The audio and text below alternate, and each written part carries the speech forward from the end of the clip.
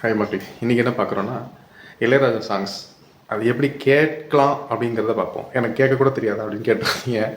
உங்களுக்கு கேட்க தெரியும், ரசிக்க தெரியும், எல்லாமே தெரியும். நான் சொல்கிற மாதிரி ஒரு தடவை ட்ரை பண்ணி பாருங்கள். அந்த சாங் இன்னும் பிடிக்கிறதுக்கு சான்சஸ் இருக்குது.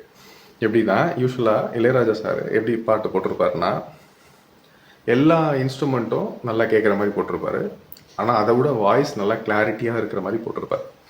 ஸோ இப்போது ஒரு பாட்டு எதில் போட்டு கேட்டாலும் எல்லா இன்ஸ்ட்ருமெண்ட்டும் கேட்கும், ஆனால் அதை விட வாய்ஸ் கொஞ்சம் அதிகமாக கேட்கும், நல்லா ஸ்மூத்தாக இருக்கும்.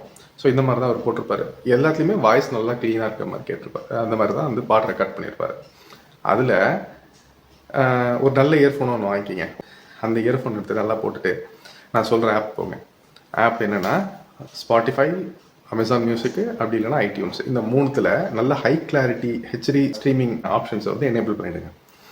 ஓகே, பண்ணிவிட்டு அதுக்கப்புறம் என்ன பண்ணுறீங்கன்னா, நான் சொல்கிற பீரியடில் இருக்கிற சாங்ஸ் மட்டும் தனியாக எடுங்க. அது எப்படின்னா, இப்போ ரீசெண்டாக வந்த சாங்ஸ் எடுக்காதீங்க, 2000 வந்த சாங்ஸும் எடுக்காதீங்க. 2000க்கு முன்னாடி, இந்த 1995க்கு முன்னாடி எடுத்துங்க.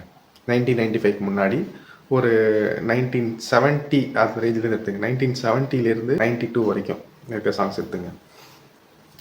இன்னும் எஸ்பெஷலி பிரியான்னு ஒரு மூவி வந்திருக்கும். அந்த பிரியா மூவிக்கு அப்புறம் வர சாங்ஸ் எடுத்திங்கன்னா இன்னும் சூப்பராக இருக்கும். ஏன்னா அதில் தான் ஸ்டீரியோவை ஃபஸ்ட்டு தலைவர் கொண்டு வந்தார். ஸோ அதுக்கு முன்னாடி ஸ்டீரியோஸ் எதுலேயுமே கிடையாது, சீரியோ மியூசிக் எதுலேயுமே கிடையாது, எல்லாம் மோனோ தான். ரெண்டுத்துலேயும் ஒரே மாதிரி தான் கேட்கும். ஸோ பிரியா படம் வந்ததுக்கு அப்புறத்துலேருந்து எடுத்துக்கங்க. எடுத்துகிட்டு உங்களுக்கு ப்ளசன்ட் எக்ஸ்பீரியன்ஸ் எப்படி இருக்குன்னு சொல்கிறேன். எப்படின்னா, லெஃப்ட் சைடில் ஒரு இன்ஸ்ட்ருமெண்ட் கேட்கும், ரைட் சைடில் ஒரு இன்ஸ்ட்ருமெண்ட் கேட்கும்.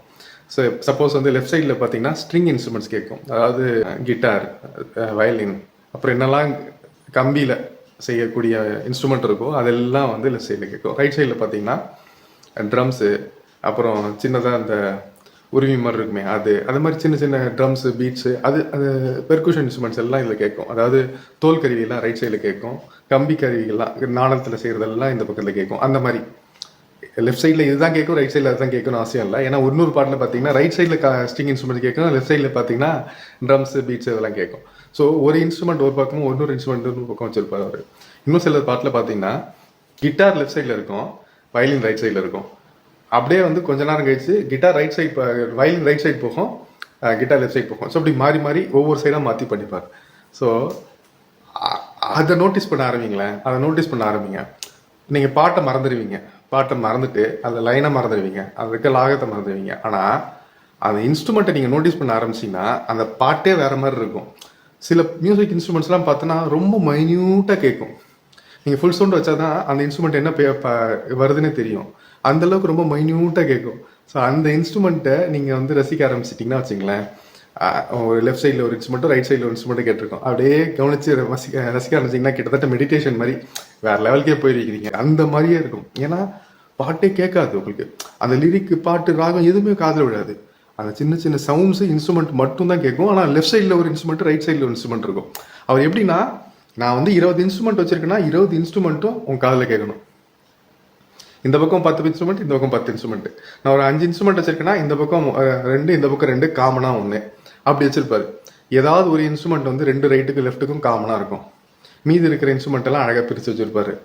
அப்புறம் பாட்டுன்னு எடுத்துக்கிட்டோன்னா, பாட்டு எப்படி வச்சிருப்பாருன்னா, வாய்ஸ் வந்து எப்பயுமே காமனாக இருக்கும், மோஸ்ட்லி காமனாக இருக்கும். லெஃப்ட் சைடு ரைட் சைடும் பிரியாமல் மோஸ்ட்லி காமனாக இருக்கும். ஏதாவது 1-2 பாட்டில் மட்டும் வேணால் லெஃப்ட் சைடும் ரைட் சைடும் லைட்டாக போகும். ஆனால் மோஸ்ட்லி காமனாக வச்சிருப்பாரு. இந்த சைடும் கேட்கும், இந்த சைடும் கேட்கும். இந்த சேனலில் கேட்குதா, இங்கே கேட்குதா, அங்கே கேட்குதா, நம்மளால கண்டுபிடிக்கவே முடியாது, அந்த அளவுக்கு வச்சிருப்பாரு. ஸோ அதை ட்ரை பண்ணி பாருங்கள். அதுவும் எஸ்பெஷலி பிரியா மூவிக்கு வந்ததுக்கு அப்புறத்துலேருந்து நீங்கள் கேட்க ஆரம்பிச்சிங்கன்னா இதெல்லாம் நிறைய கண்டுபிடிக்க முடியும். அப்புறம் ஒரு சில நேரத்தில் பாட்டு வந்து இங்கேருந்து ஆரம்பித்து அப்படி லெஃப்ட்லேருந்து ரைட் வரும், ரைட்லேருந்து லெஃப்ட் வரும். இப்போ மாடலில் நிறையா பண்ணிட்டாங்க, ஆனால் அந்த டைம்லேயே அது மாதிரி பண்ணியிருப்பாரு. நான் ஒரு 10-15 சாங்ஸ் நான் வந்து ஸ்க்ரீன்ஷாட் ஷேர் பண்ணுறேன், அதுவும் டைமிங்கோட ஷேர் பண்ணுறேன். ஃப்ரீயாக இருந்தால் அதை வந்து பாஸ் பண்ணி பார்த்துட்டு எந்த டைமிங், எந்த பாட்டு அப்படின்றத கேட்டு பாருங்கள். நல்ல இயர்ஃபோனை கேளுங்க. ஐஎம் மாதிரி ஒரு இயர்ஃபோன் இருந்தால் பெட்டர். அப்படி இல்லைன்னா நல்ல காஸ்ட்லியான இயர்ஃபோன், அது காதுக்குள்ளே இருக்கணும். அந்த மாதிரி காஸ்ட்லியான இயர்ஃபோன் குறைஞ்சது 3000-4000க்கு மேலே இருக்கிற மாதிரி. ஏன்னா அது கீழே இருக்க இயர்ஃபோனில் எது கேட்டாலும் ஃப்ளாட்டாக தான் இருக்கும்.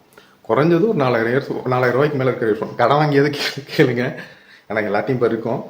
ஸோ அந்த மாதிரி நல்லதாக வச்சு கேளுங்க, ஹெச்டியில் வச்சு கேளுங்க. அப்போ தான் இதை ரசிக்க முடியும்.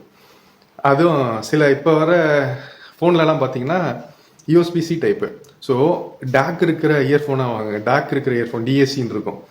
அந்த டேக் இருக்கிற இயர்ஃபோன் வாங்கி அதை கனெக்ட் பண்ணிவிட்டு இதை கேளுங்க. வேற லெவல், சத்தியமாக வேற லெவல் போயிருவீங்க. சில பாட்டெலாம் என்னால் விவரிக்க முடியல. ஒரு சில பாட்டெலாம் பார்த்தீங்கன்னா அப்படியே மெலீஸாக ஒரு சவுண்டு பின்னாடி கேட்டுகிட்டே இருக்கும். அதுக்கப்புறமா பீட்டே ஆரம்பிக்கும். ஆனால் அந்த சவுண்ட் வந்து முடிகிற வரைக்கும் கேட்டுட்டு இருக்கும். அப்புறம் வந்து ஒரு சில இன்ஸ்ட்ருமெண்ட்லாம் பார்த்தோன்னா ரொம்ப மைன்யூட்டாக கேட்கும். அதை நீங்கள் நோட்டீஸ் பண்ண ஆரம்பிச்சா மற்றதெல்லாம் மறந்துடுவீங்க. அது என்ன பீட் வருதுன்னு நோட் பண்ணிகிட்டே இருப்பீங்க. அந்த அளவுக்கு இருக்கும், ப்ளசண்ட்டாக இருக்கும். ட்ரை பண்ணி பாருங்கள். உங்களுக்கு பிடிச்சிருந்தா சொல்லுங்கள். இவன் என்னடா எனக்கு பாட்டு கேட்க கூட சொல்லித்தரானா அப்படிங்கிற மாதிரி நினச்சிங்கன்னா ஐ எம் சாரி, நான் அந்த மாதிரி சொல்லலை. இந்த மாதிரி நீங்கள் கேட்டு பார்த்தா நல்லா இருக்கும் அப்படிங்கிறதுக்காக சொல்கிறேன். ட்ரை பண்ணி பாருங்கள். உங்களுக்கு பிடிச்சிருக்கு அப்படின்னா சொல்லுங்கள். உங்களுக்கு எந்த பாட்டில் இந்த மாதிரி நீங்கள் நோட்டீஸ் பண்ணீங்கன்றத கமெண்ட்ஸில் போடுங்க. நானும் படித்து தெரிஞ்சுக்கிறேன், நானும் கேட்டு அனுபவிக்கிறேன். ஸோ ட்ரை பண்ணி பாருங்கள், எனக்கு சொல்லுங்கள். என்னோட சஜஷன்ஸை எந்தெந்த பாட்டில் நான் வந்து நோட்டீஸ் பண்ணேன், மேஜராக நோட்டீஸ் பண்ணேன்றதை ஒரு 5-6 சாங் மட்டும் நான் போடுறேன். ஏன்னா நீங்கள் ட்ரை பண்ணி பார்க்கணும் இல்லையா? அது ஒரு 5-6 சாங் மட்டும் போடுறேன். ட்ரை பண்ணி பாருங்கள்.